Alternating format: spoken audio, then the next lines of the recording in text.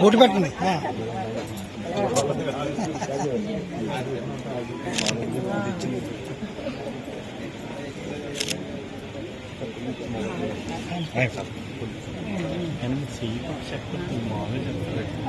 బొట్టు పెట్టేలా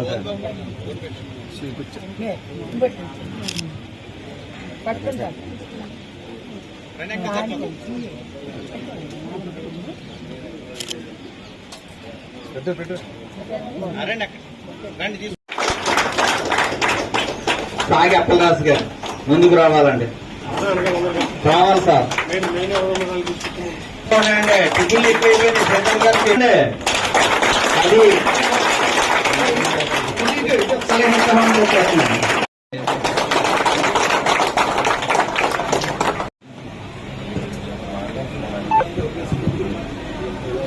ఈ రోజు మరి ఆత్మీయ సమ్మేళనం వచ్చిన మరి పెద్దలందరికీ కూడా నా హృదయపూర్వక నమస్కారాలు. వెంకటపతిరాజు గారు అవకాశం వచ్చింది, పోటీ చేయరా నువ్వు, మేమందరం ఉంటామని చెప్పి వెంకటపతిరాజు గారు రాజశేఖర రెడ్డి గారి దగ్గర స్వయంగా తీసుకెళ్లారు నన్ను.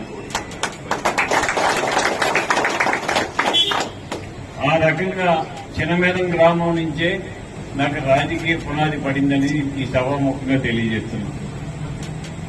ఈ గ్రామం అంటే నాకు అత్యంత ప్రేమ.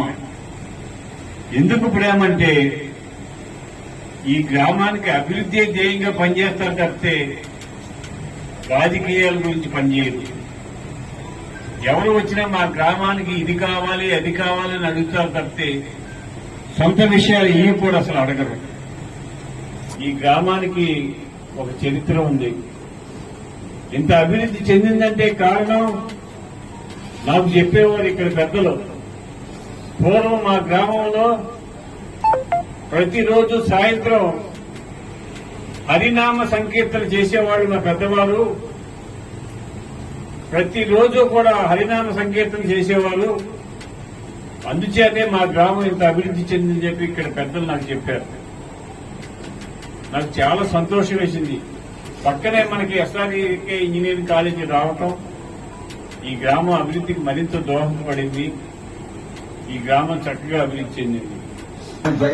జగన్మోహన్ ప్రభుత్వం నెగ్గాక మన గ్రామంలో ఈ వ్యవసాయదారుడు మొత్తం 5 సంవత్సరాల నుంచి కూడా మనకు సారా పంట ఎప్పుడు కూడా మన సారా పంటను కావట్లేదు.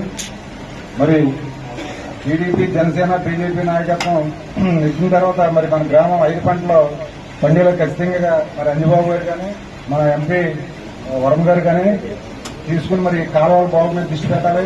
ఖచ్చితంగా మన గవర్నమెంట్ రావటం 99% ఎక్కడైనా మేము అందరూ భావిస్తున్నాం.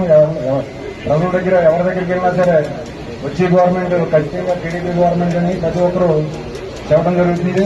రైతన్న ప్రతి ఒక్కరూ కూడా మరి వైఎస్ఆర్ పార్టీకి ఓటేస్తే వాటికి మనకు మళ్ళీ 5 సంవత్సరాలు కూడా మళ్ళీ కాలువలు అలాగే ఉంటాయి. పోతే మన గ్రామంలో కాలువలకు కూడా ఇప్పుడు గవర్నమెంట్ బాగు చేసేది, ఇప్పుడేమో రైతులు బాగు చేసుకోవాలని చెప్తున్నారండి. రైతులు బాగు చేసుకోవాలి. రైతులు కూడా పాపం మరి ఎంతో కొంత అడుగుతున్నారు. పాపం రైతులకి ఇస్తానికి కూడా బాగా ఇబ్బందిగా ఉంటుంది.